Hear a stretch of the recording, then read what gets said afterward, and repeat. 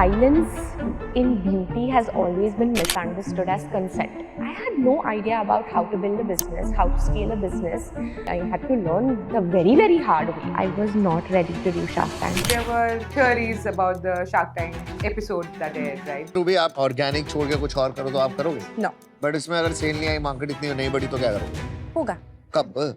I was going through severe anxiety, severe stress. Who's your favorite shark? Now, if you ask me, it's That time he wasn't your that favorite. time he wasn't my favorite shark. And you did walk away with a check, right?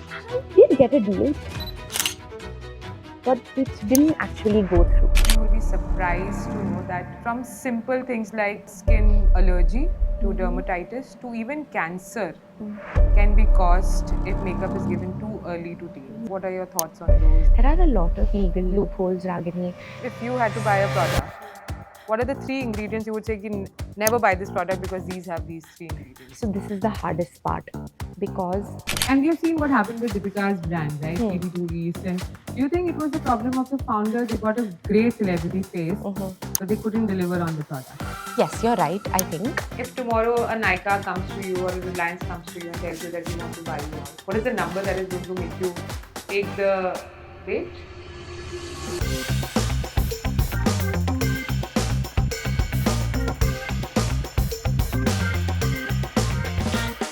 We put multiple products on our skin every single day. Lipsticks, foundations, kajal, without ever stopping to ask what's actually inside them. Now imagine this. You are entering an industry dominated by global giants, celebrity-backed brands, and billion-dollar beauty companies. And you decide to build a brand that says no to shortcuts, no toxic ingredients, no hype. That's today's guest. She didn't come from a beauty conglomerate. She didn't have celebrity endorsements. And she definitely didn't have a market ready for what she was selling. Yet in the mid-2010s, long before clean beauty was mainstream, she started Ruby's Organic. Fast forward to today, a loyal customer base, Shark Tank backing, and a brand that helped push ingredients transparency into the Indian beauty ecosystem. This episode just isn't about makeup. It's about building trust in a noisy market, competing without hype, and having the patience to play the long game. Thank you so much, Rubeina, for being here on Find Out with Ragini Verma. Thank you for having me. This is an absolute joy. I haven't done too many of these before and it's an exciting experience for me. I'm Rubeina Karachiwala. I'm the founder of Ruby's Organics. Ruby's Organics is India's first clean beauty brand. Our philosophy is that we make makeup products using better alternatives. So we call ourselves Makeup Made Better. And it's better because we use cleaner, natural, plant-based and clinically backed ingredients as an alternative to other synthetic and petrochemical ingredients that are traditionally used in makeup. And we've made it better. You've made it better. Amazing. Yes. So makeup made better. So that's a good tagline to know. And the funny part is we have zero clue. At least I as a consumer have zero clue about what does this mean. Whenever I see a package, I see 50 different icons of leaves present there, right? And I'm like, okay, what does this mean? There is clean. So every beauty brand that is constantly being launched in India right now has these clean beauty standards and claims, correct? Yeah. So are they just claims or does it take a lot of time to actually ensure you get those certifications with you? It actually does take a lot of time. Clean that way is a very generic blanket statement that is being made. So it's really important as a consumer to just look beneath that. Become a little bit aware and educate yourself on what I think today that's naturally happening with brands like Minimalist, Mama. They've really changed the consumer behavior to the extent with which actually turning over the packages to look at the ingredients. So I think that's one solid step in the right direction. But yes, I think to question is very important. At the end of the day, we're doing it with our food. We're doing it with our, with most of the things that we're consuming, with our skincare, especially hair care, body care, with the kinds of bottles we use, the kind of cutlery we use, the amount of plastic we keep at home. It's just the same behavior routed towards color cosmetics that is sitting on your skin for equally that long. So it's high time we do care. And if there are alternatives, then use them. I don't see why not, because you're getting the same performance parity. Right. And Rubeina, when we were speaking offline, you were talking about how when you started back in 2017, you were more of a content-led educationalist rather than a founder. Yes. So tell us your story. How did that begin and why did that begin? Yes. So I think Ruby's was born out of a personal problem, just like most founders today. Absolutely. It was worse then, but I had very sensitive and reactive skin, which meant that the few products that we had access, makeup products that we had access to back then, would give me immediate allergic reactions.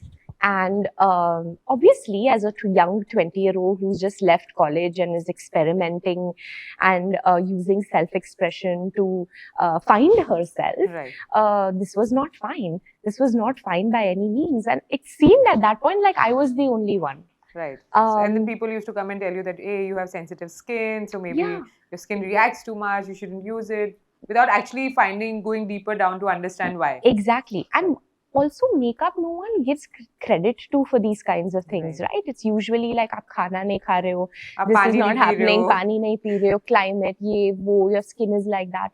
But I really dug deeper and then I started noticing patterns. And it would only flare up after using certain makeup products. That made me curious and to understand what are the ingredients. And it was an overwhelming experience for me when I actually found the origin of some of these ingredients, why they exist, what they do. Give us one horror story, which was like the most horrendous product. Yeah, so for me, a big part of my allergic reaction was coming from the petrochemicals in ingredients, right? And a lot of them are pigments. So for instance, kajal, right? Kajal traditionally, not our Indian traditional kajals, but your mass makeup kajal pencils uses pigment called carbon black. It's a petroleum derived pigment. That for some reason used to make my eyes tear up and give me redness and dryness and all sorts of. So for me, kajal was like, if I wear kajal means the next 2 days my eyes are going to hurt and pain, and it was like, I had to accept it. I'm just shocked right now by this because I never read any of the ingredients in kajal and I still don't do it. So I think I'll go back and do that. But that's the thing, you don't see. Silence in beauty has always been misunderstood as consent, right? And we don't always question, we don't always ask, we sometimes don't even link the two, you know. So I think that's where it really stemmed from for me. I'm like, why? I was very curious and I needed an answer and I wanted to find a solution. So really that's what drove me. I had no idea about how to build a business, how to scale a business. I'm not proud of it, honestly. I had to learn the very, very hard way. But also I had nothing to lose. I had nothing to lose. I didn't know what to anticipate. So I'm just like, I'm getting on this journey. And I'll try and figure out how to make up better. Yes. And that's pretty much it. And it was a long journey. What was the first product that you launched? So the first product we launched were these blush and lip and cheek pots. Yes, I did enjoy that. I used that and I kept using it till I think way past it expired also because the product was so good. I've heard this so much from people and it's awful that happened. But yes, I think that's also one of the products we initially had become popular for. And it was just simple. It was a combination of plant waxes, butters, pigments, plant oils. And you were testing them throughout thoroughly. You have a research lab. Of course. So we developed them with an R&D lab. So this is not something that was made in my kitchen. Of course, I was experimenting in the kitchen, but we had to go and do a lot of stability and clinical testing. We also did challenge testing to see the efficacy. Challenge testing is done to, especially when you're using new age preservatives and preservative systems that are different from your parabens and typical ingredients that are used. So whenever you're doing something innovative like that, you have to get a set of testing done to see the efficacy of the ingredient.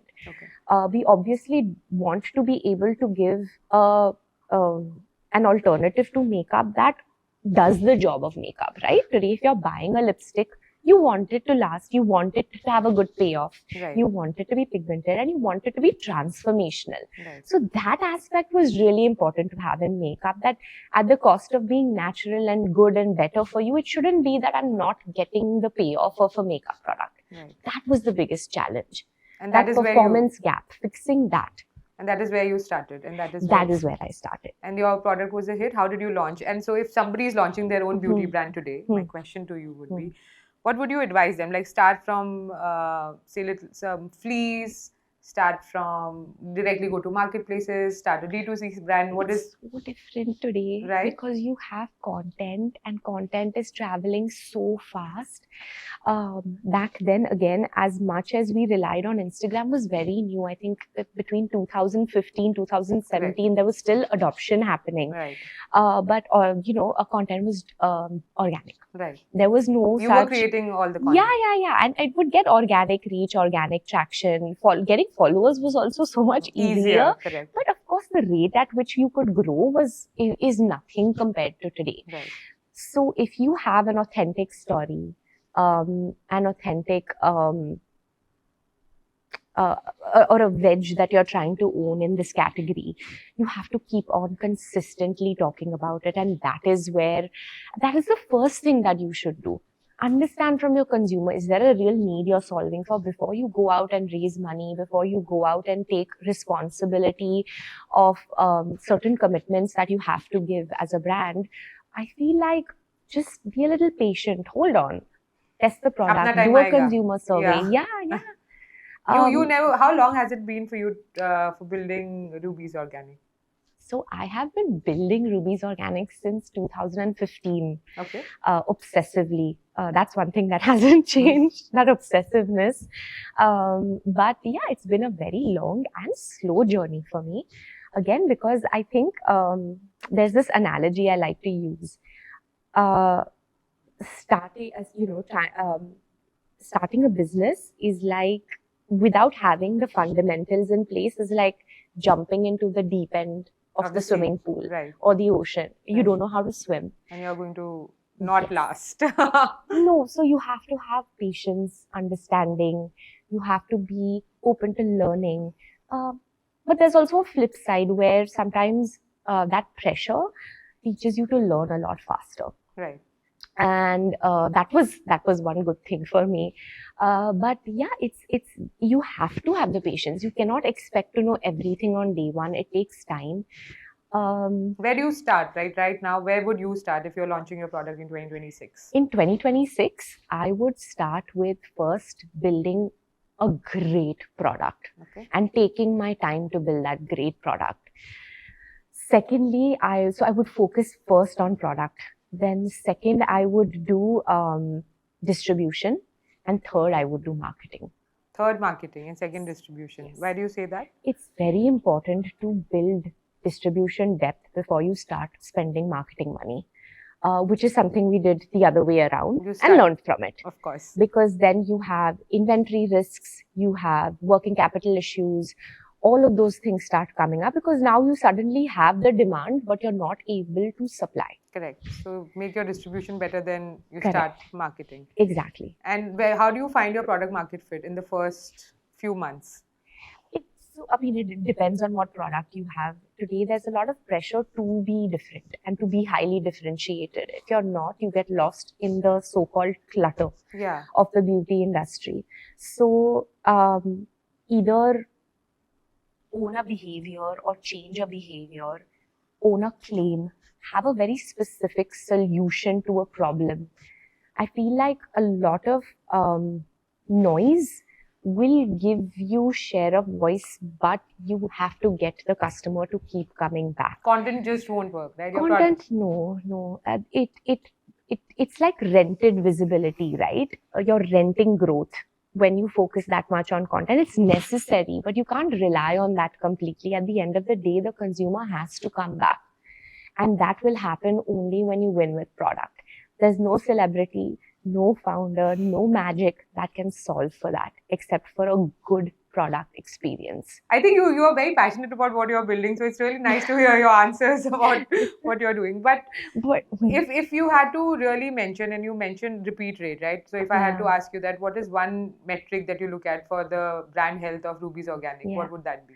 I think the defining moment for us was when we started discovering that a lot of repeats that were happening were coming during non-sale periods. Oh wow, That is a that's a very blessing important for metric. founders, Yes, right? yes, and it changes and it grows slowly. It doesn't happen overnight. Okay. So I think once that started happening, of course, as a brand today, just to be able to meet our goals and requirements, we have to discount, we have to have incentives, we have to have offers, we have to constantly try to chase higher AOVs, so that cycle is always on. There's always a better time for a consumer to buy a product. Right. And it's happened enough times for it to become a pattern now. But when you see repeat, that is happening irregardless of that. Because they want a product, they buy it, not irrespective whether it has a discount or not. That communicates brand trust, loyalty, which is very difficult to earn. So, and that happened much later in our journey also. Right. And now, So I think that was like a big moment for and us. which would be your best selling product right now?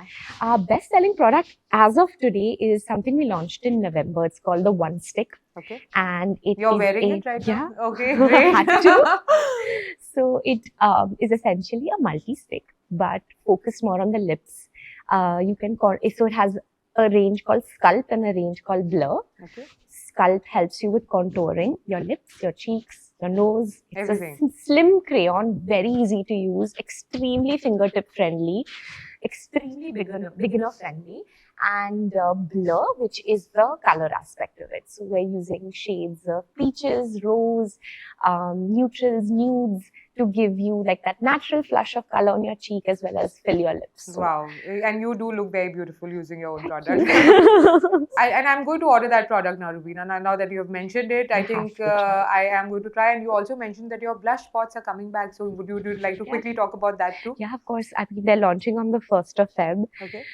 Because they were something that we were almost became like a cult product in its time. It's a very, very, very important product for us, and that's very close to my heart personally, because on a daily I am not looking at 500 different products. I can't for the life of me do the tutorials that I see on Instagram every day. And it's actually very intimidating for a lot of women. Our core consumer is the skincare aware consumer. Right. They're not your professional makeup user. Ruby's Organics is a brand that's bridging skincare and makeup for daily use and daily wear rather than shade-led and occasion-led.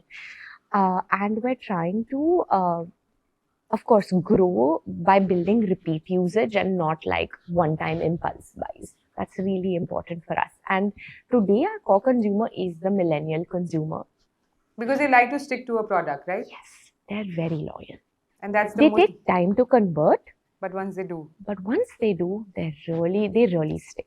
and they are going to come back to buy Ruby's They are going Organic. to come back. So, Rubeina, when I was researching about you, as I do for all the guests who come on my podcast, I went down the Reddit hole, Oh, right? I stay away from Reddit. So, and then there were theories about the Shark Tank episode that aired, right? But when I saw that episode, one of the things that really struck me was how honest you were Mm-hmm. and how you stood your ground, right? Which is very rare, and I feel that you answered correctly, you answered honestly, and you spoke about the ethos of the brands, right? Yeah. So my first question to you, and now to any brand who's watching this, how was that experience for you, and what happened after 2 weeks after that? Was it just like a virality phenomenon, or you got repeat orders? What happened? So Ragini, firstly, I was not ready to do Shark Tank, but everybody in my ecosystem was like, you have to go, you have to go, you have to go. It's not about the deal. It's not about anything. It's just a trust acceleration tool, right? Okay. Especially for us at scale. The kind of visibility you get, the kind of that 20-minute airtime is monetarily of such high value that it's impossible for a brand like ours to afford that kind of airtime otherwise. Right. but I was always very uncomfortable as a person to go put myself out there. I know it doesn't seem like it and it didn't come across, which is what I was telling someone from your team also. That was actually very, very, very difficult for me. Right. I was going through severe anxiety, severe stress. I have crazy imposter syndrome. It doesn't look like you. You sound to be one of the most confident women I've sat across. So, like, compliments to you. Thank you. But this is also earned over time.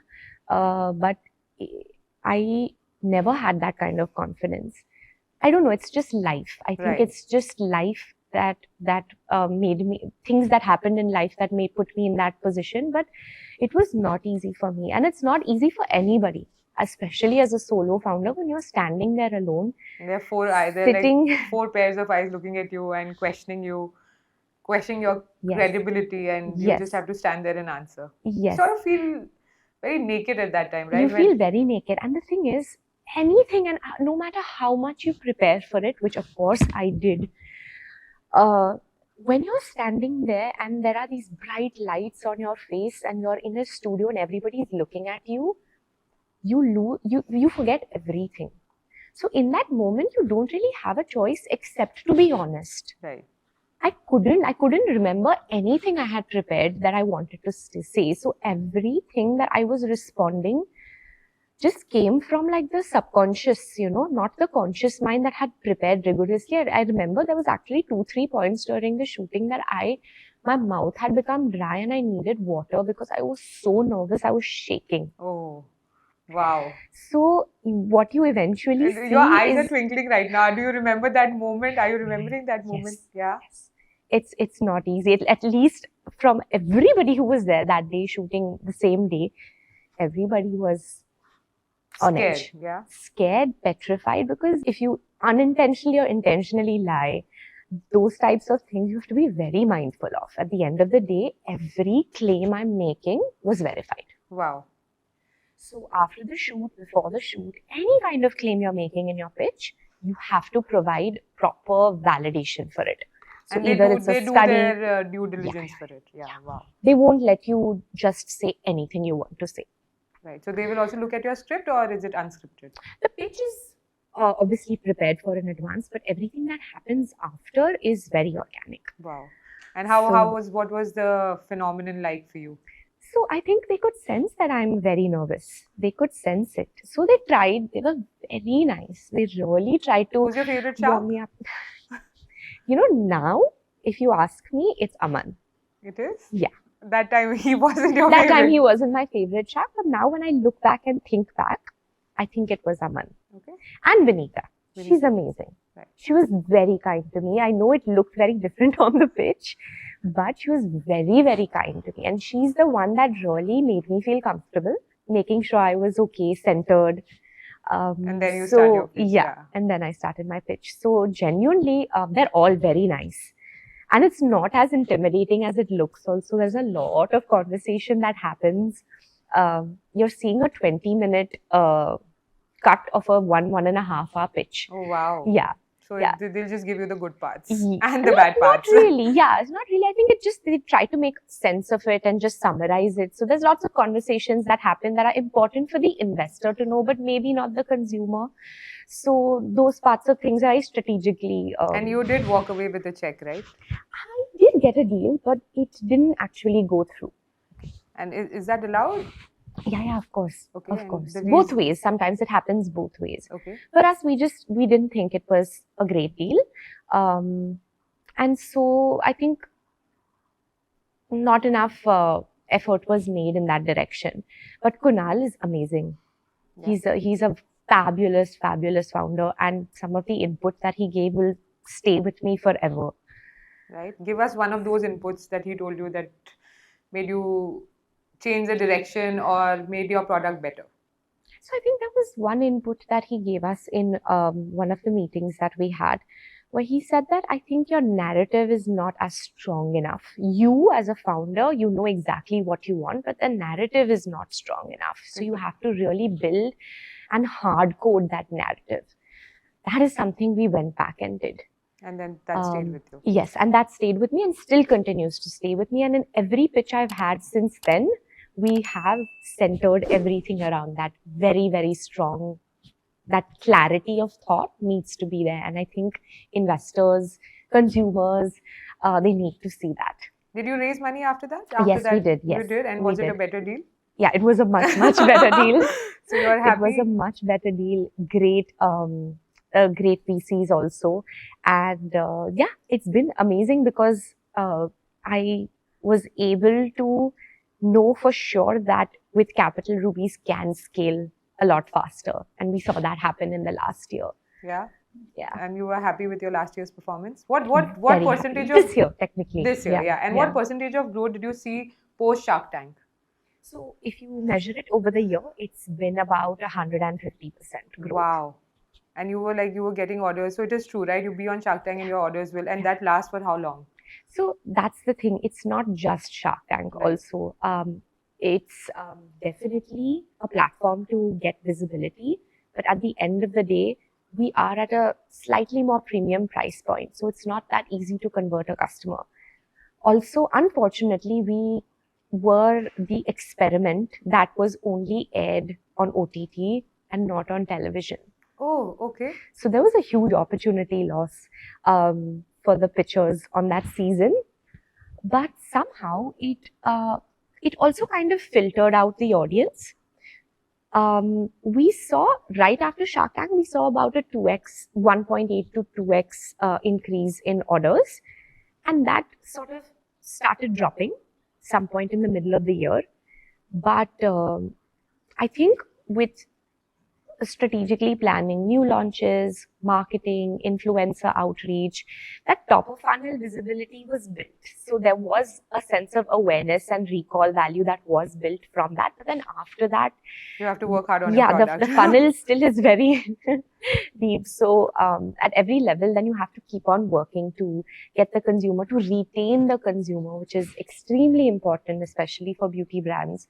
So that effort really paid off. And now, you mentioned that brands are being launched left, right, and center, right? And I'm very wary of those brands who launch a new product every week.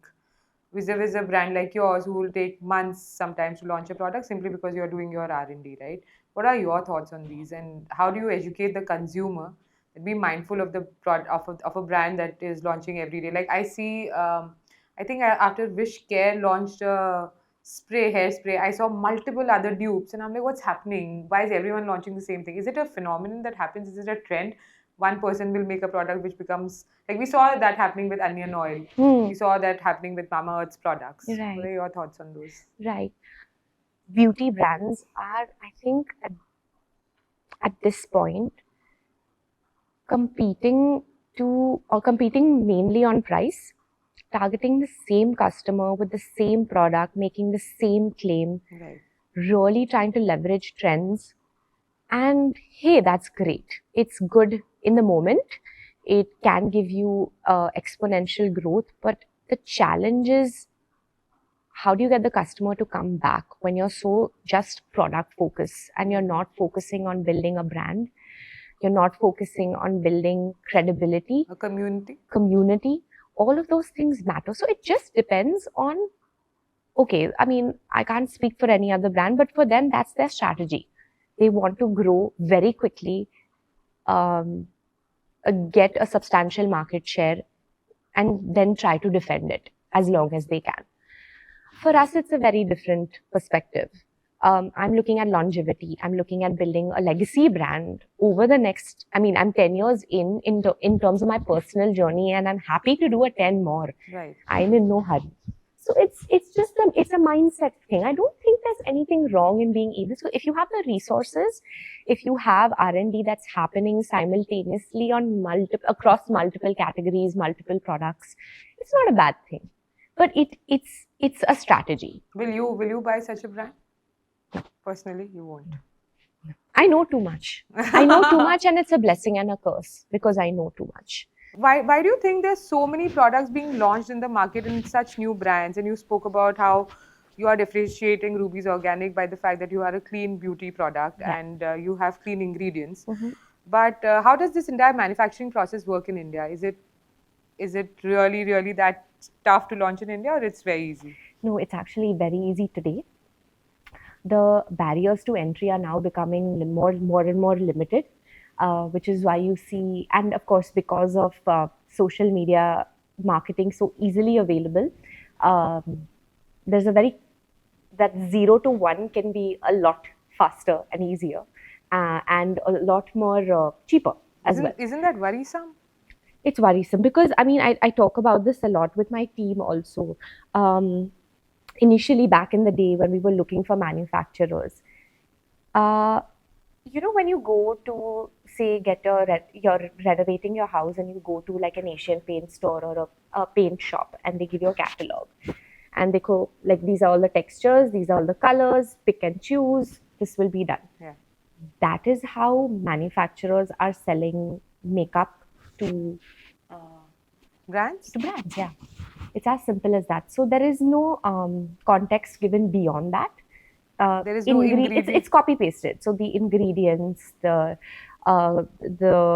quality of the product, the formulation, it's all just the same. So you're just basically changing the product, the in which you are holding that lipstick or shade. Yeah, that's all. It's all. The packaging is changed, and rest all remains the same. Your labeling and your packaging is different. The way you market it is different.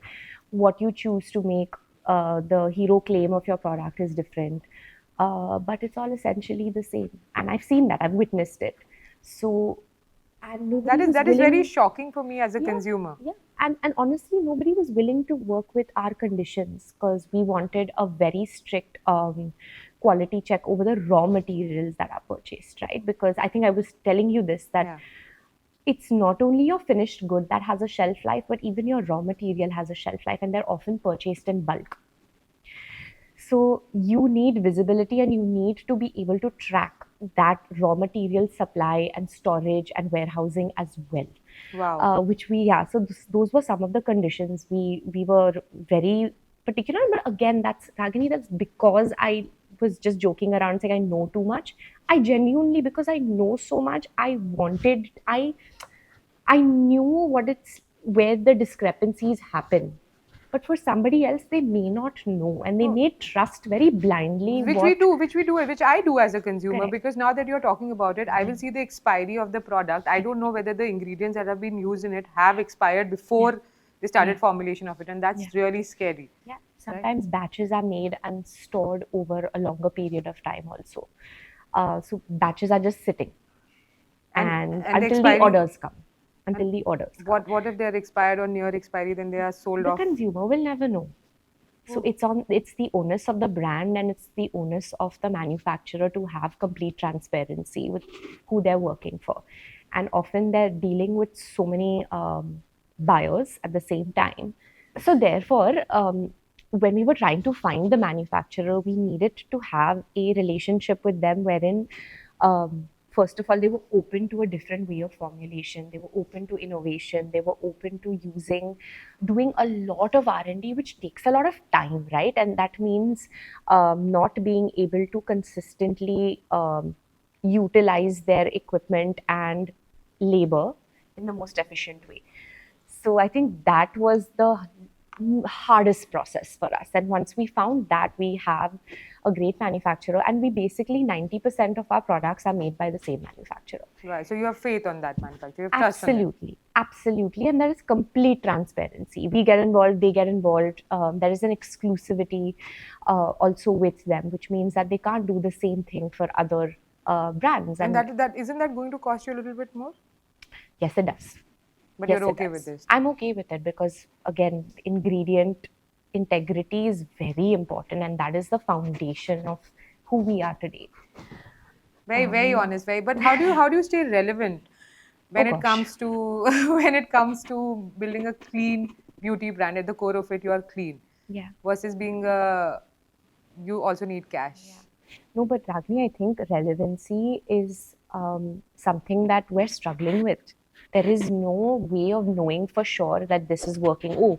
Because if we're relevant today, when we may not be relevant tomorrow, and then you have to completely redo everything because that's such a limited Time frame that a consumer...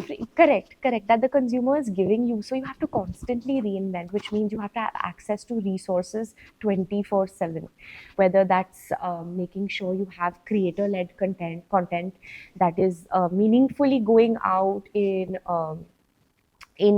amounts that actually have impact, which means more volume, which means more money. So you have to constantly do a variation of things. I think the goal is to eventually build a community strong enough, big enough, and substantial enough And they trust you. that And they come back. that you don't have to spend money to engage with them. Right. Today we're still on that journey and we're trying to figure it out, because again, with the millennial audience, they're not as communicative as Gen Z. So they'll use your product but will not give you feedback? No, they will use your product, love you with all their heart, but you won't even know about it. Or they're not going to be With vocal Gen about Z, it? they're so vocal. Yeah. They feel like they should express their love, hatred, everything in equal proportions at every given opportunity. Millennials, that way, they're very conservative about how they use their voice and how they share. So, we'll get DMs that are more personal, but we won't get that much engagement in terms of comments. Oh, wow. So that's always a balance that you have to do, right? Yeah, but then we figured that because that's how I am as a person. I'm a millennial, and I know that I will observe and love quietly. Right. And I will hate also quietly. And I'm not that vocal about the way I feel. Which is very different from Gen Z today. So you'll see that transition happening across brands also. Wow. So when we talk about Gen Z, when we talk about makeup, we have seen an increasing trend in which teens are now started using makeup. A lot of it, right? Yeah. My niece, she uses Tower 28 all the time and she's like, hey, this is my favorite. And she doesn't stay in India. So, okay, great. Yeah. But then I spoke to a dermatologist in India and he told me that, Ragini, you will be surprised to know that from simple things like, say, a skin allergy to dermatitis to even cancer can be caused if makeup is given too early to teens. Yeah. So what are your thoughts on those? And Ragini, this is also something I want to talk about, right? Because we look at something that's harmful for us as an immediate effect. Right. Now, for me, my skin sensitivity and my skin reacting was an immediate effect, which is why I knew something is awfully wrong. But with a majority of people, exposure to these chemicals repeatedly over time is more harmful. Because we don't see it immediately, we don't necessarily link the damage to something that could have started as a habit 20 years ago. Oh my God, yeah. And we have seen that with a lot of products. We actually saw it with the baby talcum powder also. Yeah. And that was very scary because that was one thing that was very trusted. The trust was there, but then the product sort of goofed up. Correct. And that will keep happening. I feel like there is no short way of knowing anything for sure. Do you think India needs to tighten their rules in terms of beauty manufacturing? There are a lot of legal loopholes, Ragini. In fact, unfortunately, a majority of them are there with your Ayurvedic labeling allows you to only list key ingredients or your hero ingredients. But a lot of their blends, preservatives, stabilizers, other processing aids are not listed. So if you had to buy a product, what are the 3 ingredients you would say you can never buy this product because these have these 3 ingredients? So this is the hardest part because a lot of their names, their inky names, are confusing to people, right? But for me, the top 3 ingredients would be formaldehyde releasing agents. Number 2 would be your undisclosed fragrances. So sometimes when you look at the back of a pack and you'll see fragrance or perfume mentioned, those could be blends of over 1,000 extra ingredients that are undisclosed. They may not necessarily be all bad, but you don't know, and not knowing is uncomfortable for me. For you. And for me also now. Yeah. Yes, okay. And I would say the third one being, PFAs, they're called forever chemicals. And they have, again, long-term effects. And anything with, I think PFAs generally are anything with fluoro. Anything that ends or begins with fluoro is generally a PFA. They're widely used today. And those are the products that we should stay away from. Ingredients in products yes, that ideally you should stay away from because of their long-term effects. How do you, with so many releases, so many new products, how do you ensure that the teens or even Gen Zs or millennials remain conscious consumers and they just don't buy products because they saw it on social media or one of their favorite influencers? Right. Again, so this is the habit changing bit that I was talking about that takes a lot of effort. Reading labels. And if you don't understand what a particular ingredient is, it takes 2 minutes to read. With ChatGPT, just copy paste it.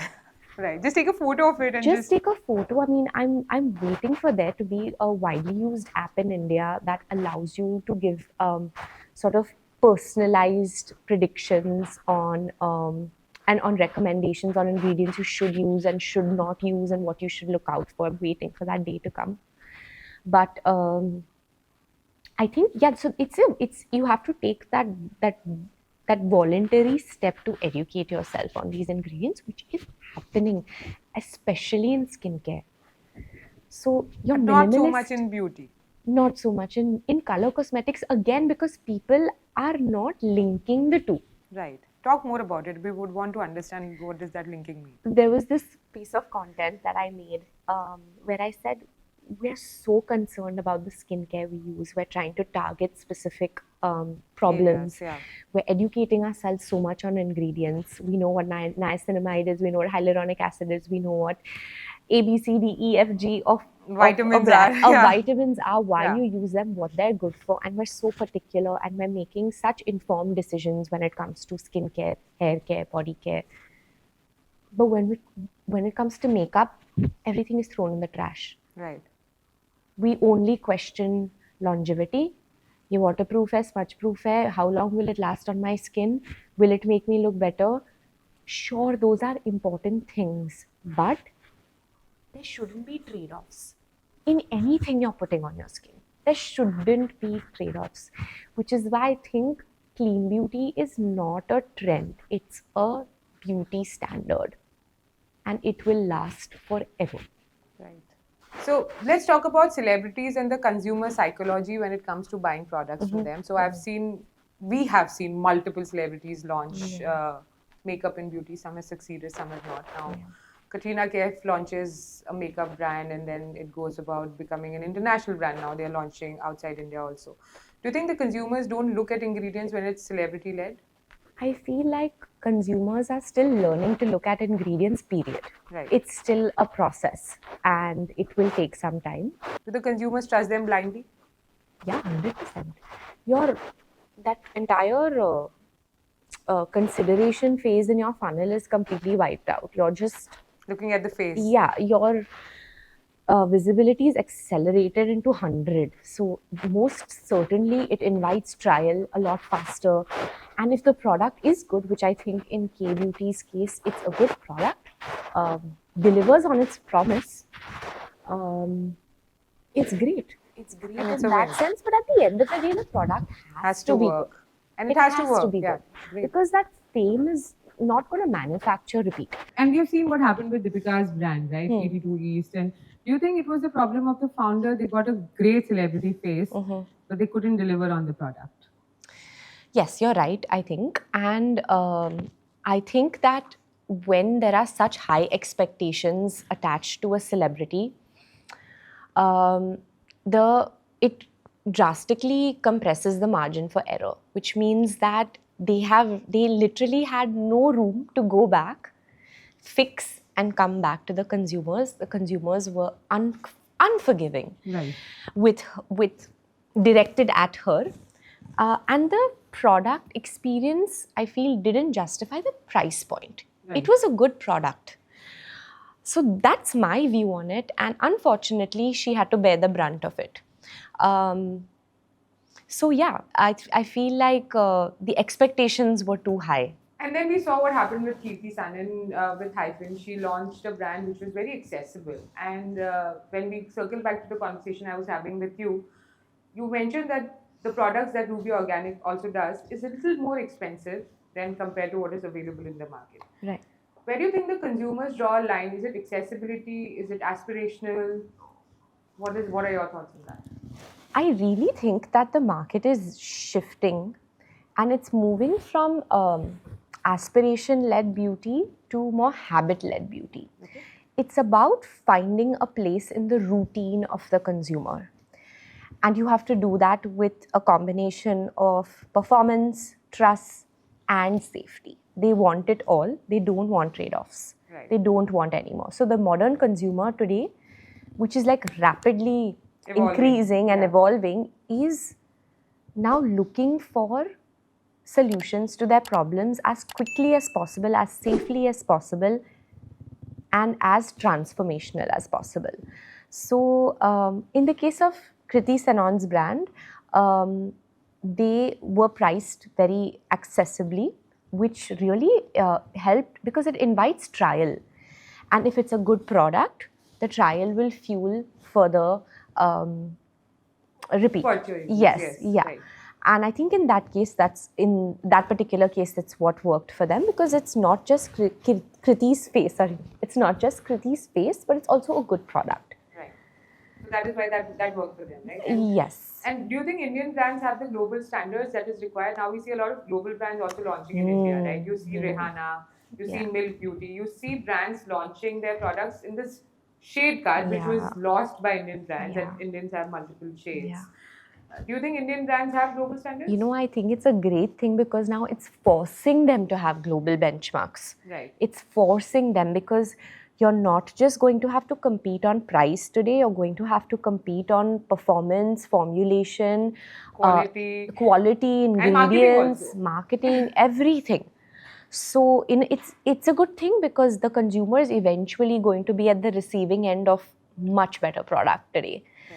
So what do you think that these influencer-led marketings have taken? Does it give benefit? Of course, it does have its own benefits. But who are your favorite influencers when it comes to brutal honesty? Because I've seen a lot of influencers do paid promotion, which is fine because that is how the business runs. But then there are certain influencers you follow. Yeah. That you feel that, okay, these are the ones that are brutally honest, and I'll take that feedback to also change my product if required. Yeah, oh gosh, I have such a long list of influencers, and I feel the best influencers are the ones who have nothing to do with the category. Okay. Because then it comes off very authentic. So say I reached out to a interior designer who has a good engaged audience, but she talks about beauty products and her experience with it.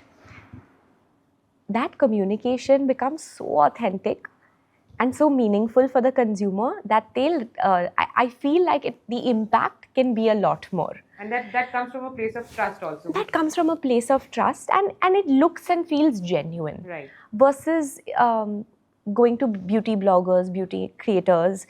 Of course, it's important and essential, but at the end of the day, on a daily basis, they have different brand loves. Right. This is my best brand, this is my best brand. And that changes every day. So for someone who's repeatedly watching, you immediately that trust starts fading. Right. So that's my personal experience. So I love actually hearing from, so there's this girl that I follow called Anushka Sani, and she runs this creative direction and creative agency called Thought Over Design. And she would she'll start recommending products that she likes or places that she visits or things that are exciting. I love that kind of, consuming that kind of content and then taking inspiration from that. Right. So I feel like that authenticity has such an important role to play. And unfortunately, we don't see enough of it. Right. But we have now started seeing a lot of founder-led content being come. And one of the first things that I saw when I opened Ruby's Organic today was this, that it was your face, trying on lipsticks, and what the beauty of it, and let me congratulate you on that, was also this, that it was very non-filtered. Yeah. I could see the pores, I could see the lines, and I was so proud. And I, as a consumer, would be very happy to buy that product simply because it was not overtouched, photoshopped, right? Yeah. So great job on that. Thank you. And that was refreshing to see. But do you think founder-led content is done? Is it like people are just now talking about their problems and just giving a sob story, or? I hope that it's not done. Okay.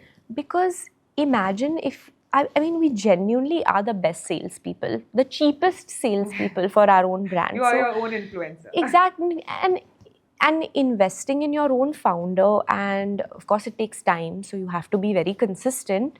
But they are the best salespeople for their brand. Nobody knows their brand as much.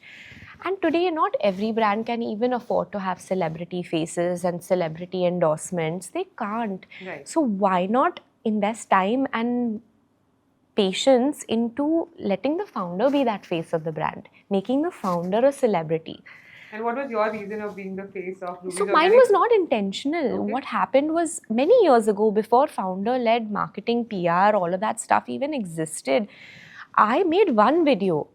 That too, I was so nervous. I remember one of my colleagues, she was holding the script on a piece of paper and I was reading it. And we did like some 50, 60 takes just for me to not be nervous. And that's all. I was just sitting like this and I was saying, is your kajal irritating your eyes? If yes, you need to watch this video. And then I start narrating my personal experience, which of course was written by me. And that video, when we converted it on Meta to a performance-targeted ad, we saw some 10x, 12x ROI. Wow.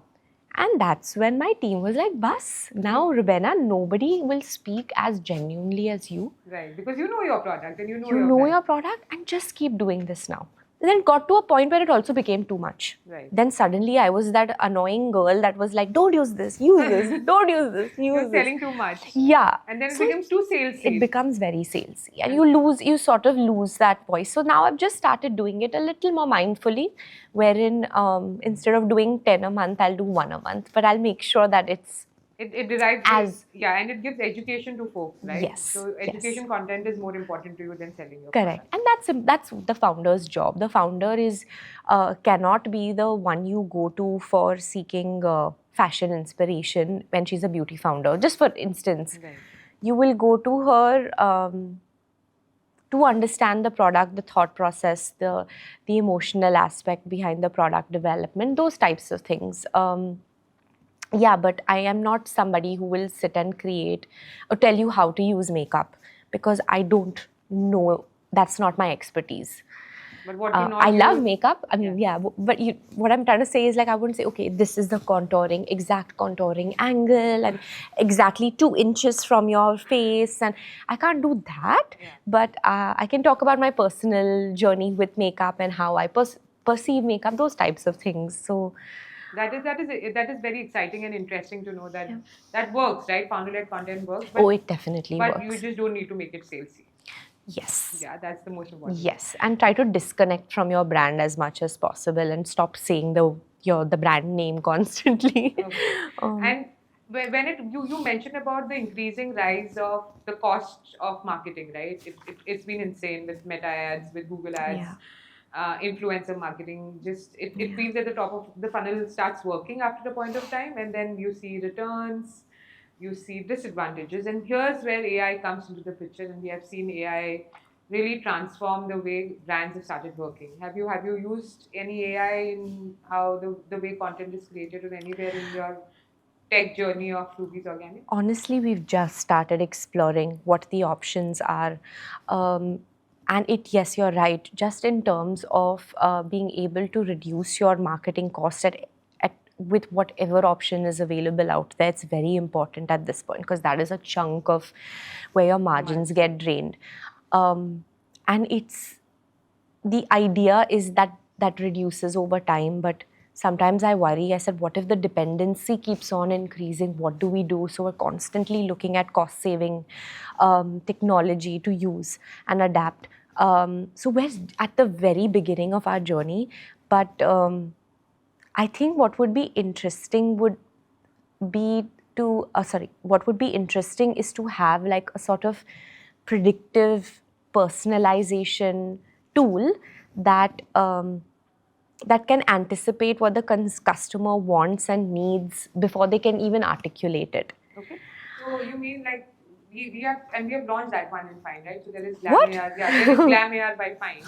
Just quickly going to talk about it. So Please. Yes. Okay. So Glam AR by Fynd actually helps you do skin analysis. Okay. They can also recommend products based on your face, your facial structure, what are the products that you can use, and they don't necessarily sell, but they help people make a decision, right? So that's what we are coming for. That's amazing. And that is again created with the help of AI, with the help of different tools available, and then we have created a proprietary product. And brands have started using it, and they have seen an uptick in their sales. Okay. Now, do you think that skin analysis And tools like this are going to be the future. That is something that is required because now people are very wary about what touches their skin directly. Yeah. And what are your thoughts on that?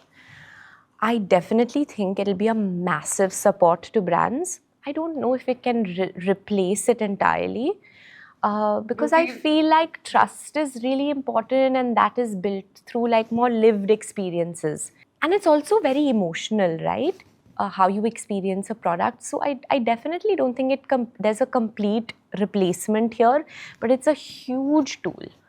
And that is going to help you do at least uptake in sales when it Absolutely, absolutely. But the experience is the experience, and again, that's where product wins. And currently, right now, Ruby Organics is on D2C and primarily on digital. Okay. So D2C and your 3-4 key marketplaces: Amazon, Myntra, Nykaa, and Tira. If tomorrow a Nykaa comes to you or a Reliance comes to you and tells you that we want to buy you out, what is the thing? What is the number that is going to make you take the bait?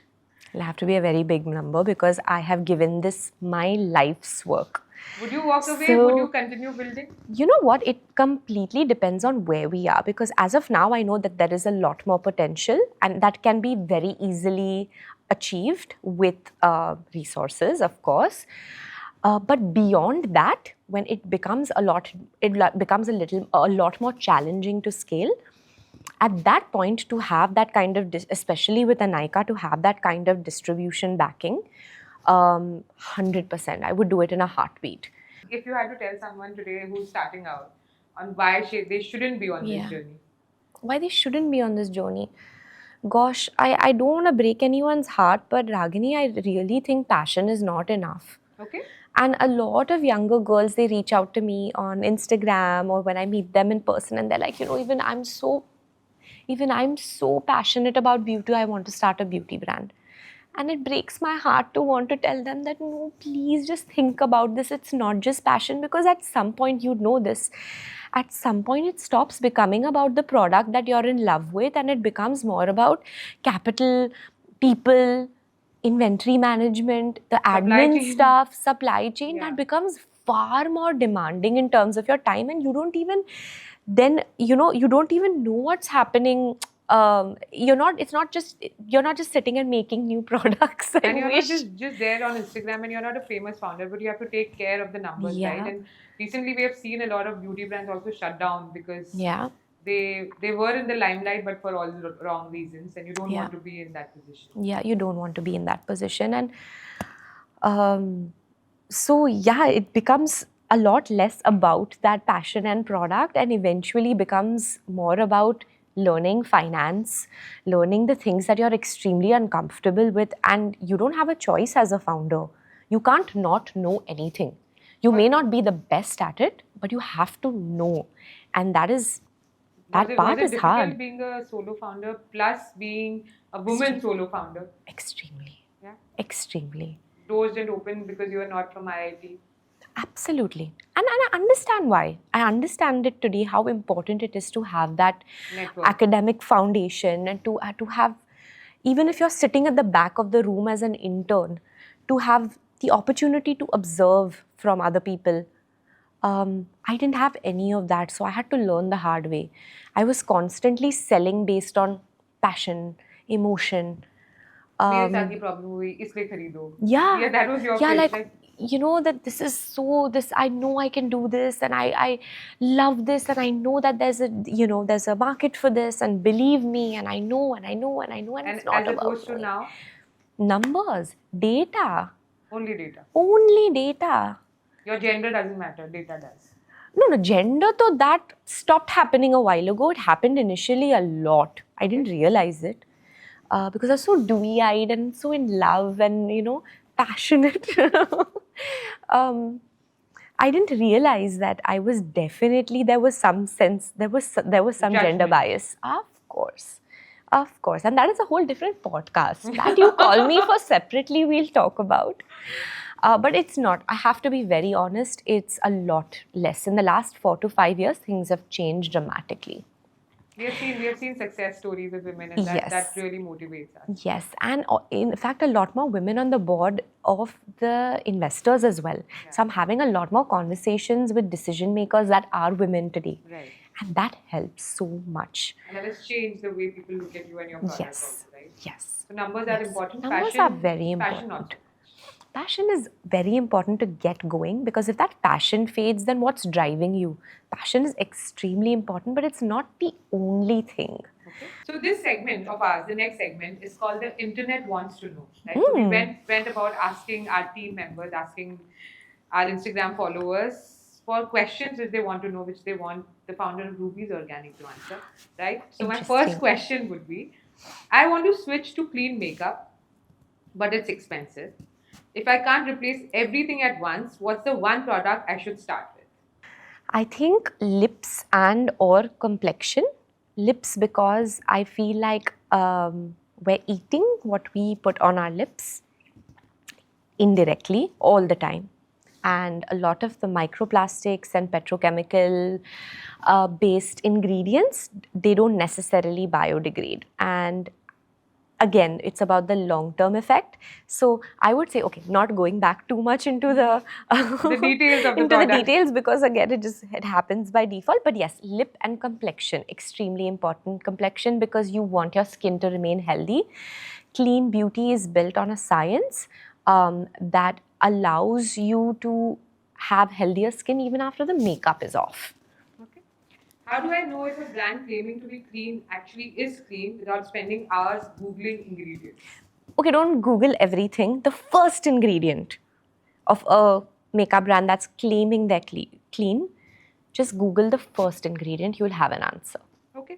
Does clean makeup actually perform as well as regular makeup, or am I compromising on payoff and staying power? Not anymore. Okay. The way technology has developed, where we're having access to the best that nature has to offer, but they are built to last as well. They may not give you certain very extreme claims, like maybe waterproof, maybe 24-hour, 36-hour, 48-hour stay is not a possibility, but I would not recommend that to anyone ever. Why? Because these are the products that have those PFAs that I was talking about, which are your forever chemicals, hormone disruptors, carcinogens. Oh my gosh, you want to stay away from those kinds of products. And I'm just going to add, I'm a witness, because the product that Rubeina is wearing right now is a Ruby's Organic lipstick. Yeah. And it has stayed for the last 2.5 hours, and she has drank 3 cups of coffee and a bottle of water. Yes. So yes, there's your product placement. And thank you so much. I think that is stayed, and that is true. Yes. Great. So, okay. I think most lipsticks, when they come off, when we have oily food. Okay. And our Indian diets are filled with oily food, and that is your number one reason for lipstick coming off.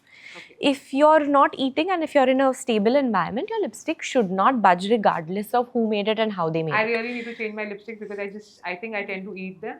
Yeah. Or something is wrong with them. Maybe the ingredients. I'm going to look at it.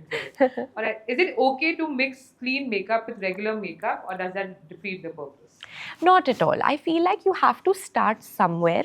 We cannot all be having this extremist mindset ke, if I want to be vegetarian, if I want to be vegan, I will go all out. Right. Don't do that. It's harder on your body. Instead, start slowly. Start experiencing clean beauty. See how you feel about it. Then you can slowly start replacing all the products you have. But no, it's not like they interfere with each other in any way. Not at all. Okay. If you were a consumer today and not a founder, what's one beauty product you would not need in your 10-step skincare or 10-step beauty journey? Oh gosh, the thing is, there's so much. But I feel having products and ingredient-led products that are not solving a purpose for you, why are you using them? If you don't need brightness, if you don't need extreme hydration, if you don't need barrier repair, stop using barrier repair creams just because they're popular. You're actually messing with the barrier of your skin. So I feel like it's not like a objective answer that I can give, but don't try to solve for problems that you don't actually have. Okay. Just because they're trendy. Yes. So I think people are now very enamored by what is trending rather than understanding what their skin actually needs. Yes. Right? And then you overuse. Yeah. Okay.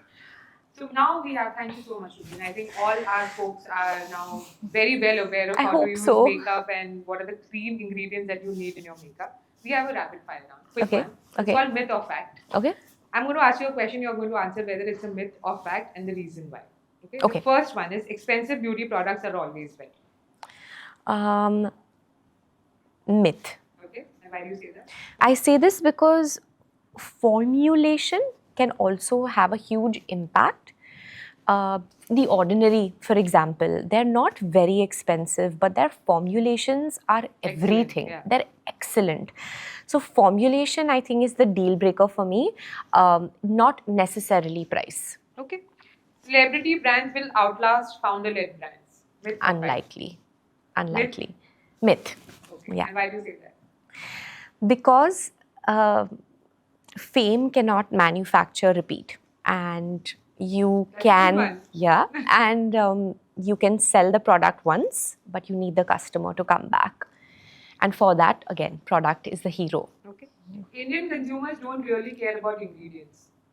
They do actually more than ever today. So it's a myth. It's a myth. Okay.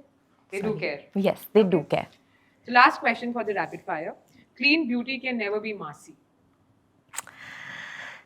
You know, clean beauty is I think I said this before, that clean beauty is not about mass, premium, luxury. It's just a beauty standard, period. And it has to be made acceptable, and it has to be demanded from the consumer, and it will slowly start happening, and it will become an accepted standard. And that is how we do it. We do it by clean, otherwise we don't. Yeah, that should be the way it's done. Okay, so thank you so much, Rubeina. You have been a great guest to us. You were so honest. You were You were very refreshing in the way you gave your answers. You thought about it, and that's something we love for anyone who joins us and sees us today. What is the biggest beauty myth you want to bust in India? The biggest beauty myth I think I want to bust is that people often assume that makeup can't be skincare. Please explain that. People assume that makeup should be only high performance, longevity, long lasting, transformational. But I want to be able to say that makeup can be all those things, but also skincare. Wow, that's a really good take on makeup plus skincare. Yeah, I think that both of them can be combined. So you look at it as a whole and not as two separate things. Yeah, that sort of summarizes that. Yeah. And my Love last to do question, what's the one non-negotiable Ruby's Organic which will never compromise on, even if it slows growth? I think we will never compromise on ingredient quality and ingredient integrity for the sake of higher margins, shelf life, and volume. Okay, that's very... we won't do that ever. And I hope we never, ever have to. So last words from you, Rubeina, here when we are just ending this, what would you like to tell our audience? I think the one thing that I would like to leave behind is that in my personal experience, the one thing that has really helped me push forward is curiosity. And it's not something it's not something you necessarily have all the time, but if you fuel it a little bit and make it a part of the way you make the way you discover, the way you make decisions, the way you look at life, I think staying curious is very important. You should never feel like, bas, I know everything about all this. Curiosity will make you a little more eager to learn more, know more, research more about something. So I feel like, staying curious is stay foolish, right? Yeah, always. Yeah, ignorance is bliss. All right, thank you so much, Rubeina. I think you were so raw, as somebody in the audience also mentioned right now. You were raw and you were real, and that is what we always want our guests to be. So thank you so much for being here on Find Out with Ragini. I hope you had a good time. A very good time. Okay. Like I said, I've not done too many of these, but it feels good. I feel like I've almost had a therapy session, vented, and shared my thoughts very honestly. So yeah, thank you so much for giving me this opportunity. Great. Most people build brands to sell products. Very few build brands that change how people think. Rubeina didn't just build Ruby's Organics in a crowded market. She built it in an industry that never wanted consumers to ask questions. In a world full of shortcuts, she chose the slower path: education, transparency, and trust. And that's the real takeaway from this episode. The brands that win tomorrow are the ones brave enough to tell the truth today. If this episode made you rethink what you must buy, what you trust, or what kind of business you want to build, subscribe, share it with someone who needs this, and tell us who do you need next for Find Out with Ragini. Until next time, stay curious, stay sharp, and never buy blindly.